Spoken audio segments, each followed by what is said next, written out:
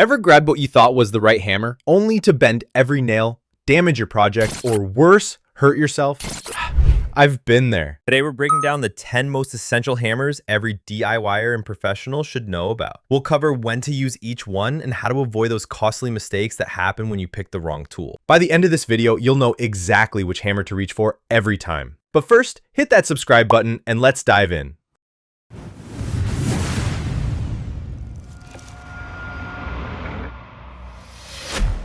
First up is the claw hammer. This is probably sitting in your toolbox right now, and for good reason. It's the Swiss Army knife of hammers. The flat striking face drives nails into wood, while that curved claw pulls them back out when you make a mistake. Most range from 12 to 20 ounces, but 16 ounces is the sweet spot for most people. Here's the proper technique. Start with light taps to get the nail started, then use confident swings from your wrist and elbow. Let the hammer do the work for you. For nail removal, position the claw around the nail head and rock the hammer back. Pro tip, slide a thin piece of wood under the hammer head to protect your surface and gain better leverage. This hammer is best for general carpentry, hanging pictures, and basic home repairs. Just don't use it for concrete work or metal shaping. Next up is the ball peen hammer. That rounded end isn't just for show. This is a metal worker's best friend. That ball end is perfect for shaping metal, setting rivets, and creating texture on metal surfaces.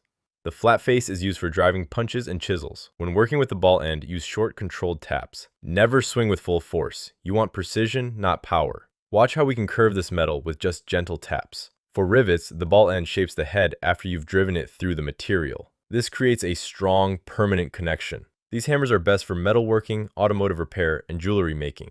They typically range from 4 to 32 ounces, but 8 to 12 ounces is most common for general use.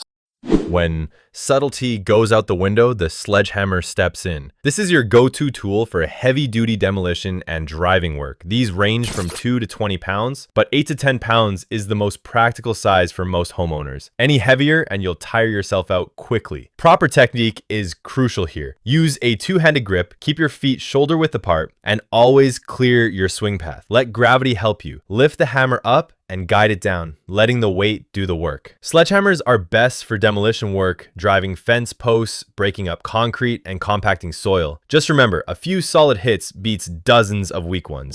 The framing hammer is essentially the claw hammer's bigger, stronger cousin.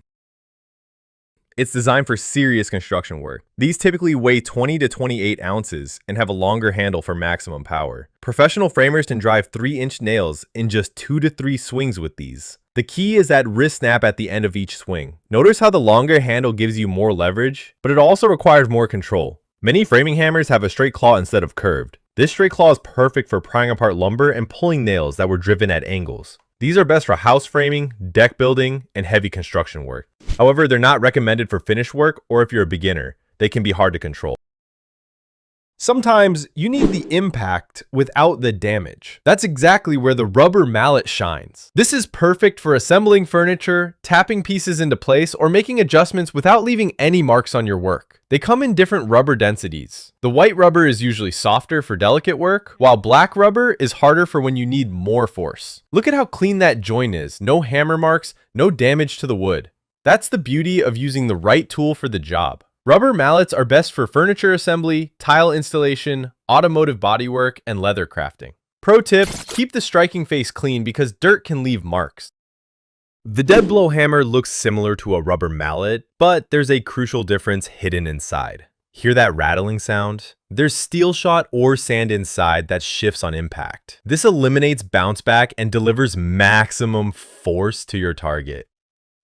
Watch the difference here. A regular hammer bounces back after impact, but the dead blow transfers all its energy into the work. All the force goes into the job, not back at you. This is why mechanics love these for removing stuck parts and precision positioning work. The weight typically ranges from 1 to 5 pounds.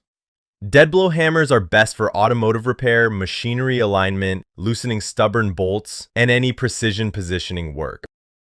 Working with brick, stone, and concrete, then you need a brick hammer. That sharp chisel end is the key feature that sets this apart. Here's the technique. First, score the brick with the chisel end, then give it a sharp blow with a flat face. This gives you a clean break every time. The chisel end is also perfect for scraping away old mortar without damaging the brick underneath.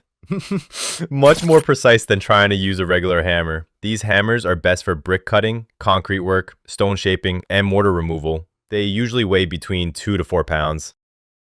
For precision work, size really matters. The tack hammer is perfect for small nails and delicate work where control is more important than power. Upholsterers use these all the time for tacks and small nails. The lightweight gives you incredible control and precision. Many tack hammers have a magnetic face that holds the tack in place while you position it. This is a game changer for one-handed work. These are best for upholstery work, small trim installation, craft projects, and picture hanging.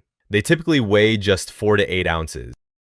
The cross-pond hammer has a wedge-shaped end that runs perpendicular to the handle. See how it goes across the handle direction? This design is perfect for drawing out metal, essentially stretching it in one direction. Watch how the metal extends as we work it. It's also excellent for starting nails in tight spaces where you can't fit a regular hammer face. That narrow wedge can get into places other hammers simply can't reach. Cross-pond hammers are best for blacksmithing, sheet metal work, working in tight spaces, and creating texture on wood or metal surfaces.